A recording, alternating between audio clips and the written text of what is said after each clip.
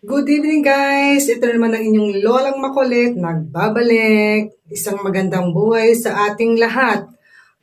Ito ang kaganapan ngayon sa bahay. Nasa akin ang aking mga apo. Kaya ang lola nyo busy sa pagluluto ng aming tanghalian. Medyo tinanghali na kami ng gising. So ayan ang lola nyo. Nagpe-prepare na kami ng aming lunch. So ayan si Colette nakikipaglaro pa sa akin. Kaya ayan, medyo busy na sa pagluluto, busy pa rin sa paglalaro ang lola nyo. Huwag kayong magtatampo kung hindi ko kayo masyadong napapanood. Talagang minsan wala lang din akong time humawak ng aking telepono.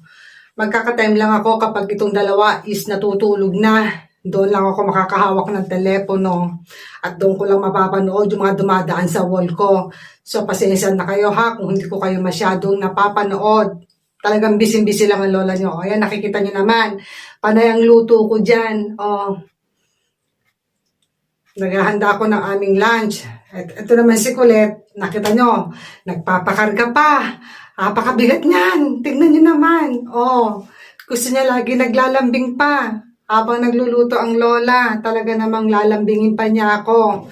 Kaya, papaano ba guys? Saan ko ilalagay ang katawan ko? Paano kung hahawakan ng telepono? Sabihin mo nga sa akin. Buti nagpapababa minsan, pero talaga ibig lagi magpakarga. Ay, sobrang lambing naman po ng aking apo. Kaya naman, ang sarap naman kargahin kahit anong pagod ko, basta siya na ang naglambing. Kahit anong pagod ni lola, kakargahin ko siya. Nagpapababa, babalikan ko yung niluluto ko. Pasta lang naman ang niluluto ko ngayong tanghalian. Ito lang naman kasi ang mabilis lutuin, pasta. At saka yun ang kinakain ng mga bata. Hindi sila masyado dun sa mga oriental food. Ayan, kinukulit na naman ako dyan. Nicolette, nakikita nyo. Paminsan-minsan naman, umaalis din siya. Iniiwan niya ako magluto. Ayan na yung pasta niluto ko. Penete, kung pomodoro lang yan ha. Penete, kung tomato sauce lang. Nagpakarga na naman. Talagang ayaw akong iwanan. Ayaw akong patahimikin. Talagang gusto niya lagi siya nagpapakarga kay lola. Ang bigat naman niya, Diyos ko. Lumalaki na. Sobrang lambing sweet naman. Ayan, buti na paupo ko na sa lamesa. Kakain na sila dyan. Tignan nyo, tignan nyo. Ayan, pinaghanda ko na si Kuya Marco. Ayan, pasta rin ang gusto niya. Tinanong ko siya, pasta rin ang gusto niyang kainin. Kaya, dinagdagan ko na yung kanyang portion. Marami na rin siya diyang nakain.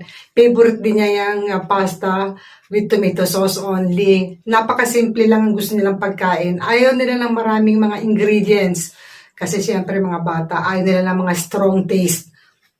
Gusto nila mga simple taste lang. Yun ang gusto nilang kainin. Si Lolo, naka-isang plato at kalahati yan. Tignan mo naman kung gaano karami ang kanyang kinakain. Tignan nyo. Si Marco. Nasarapan si Kuya sa aking luto. Si Kulit lang mahirap pakainin, kaya mamaya tututukan ko siya.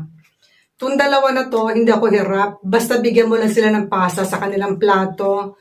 Yan, kakain na sila. Mga tahimik na yan. Hindi ko na sila susubuan, malalaki na sila. Kaya guys, pagpapasensyahan nyo na ang lola nyo, talagang busy lang ako. Wala talaga akong time. Lalong-lalo na kapag nasa akin itong mga apo ko. Hindi ko rin nahahawakan ng aking telepono all the time. Siyempre, unahin ko muna yung responsibilities ko, no? Hindi laging cellphone. May time para sa cellphone.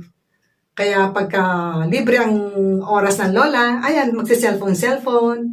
Happy naman ako, tingnan mo, nasarapan si lolo sa luto kong pasta. Favorite kasi niya yung pasta, kahit daw everyday pasta. I love pasta, yan ang lagi niya sinasabi sa akin. Kaya guys, dun sa mga followers ko, please, continue watching, continue following. Please comment down below, paki-like and share na rin. Huwag kayong magsasawa sa panonood ng mga videos ng lola niyong makulit. At sana suportahan niyo rin ako palagi sa aking mga short videos. Papanoorin niyo, huwag niyo i-skip yung mga advertisement. Diyan tayo kikita. So guys, bye for now and God bless. Keep safe everyone.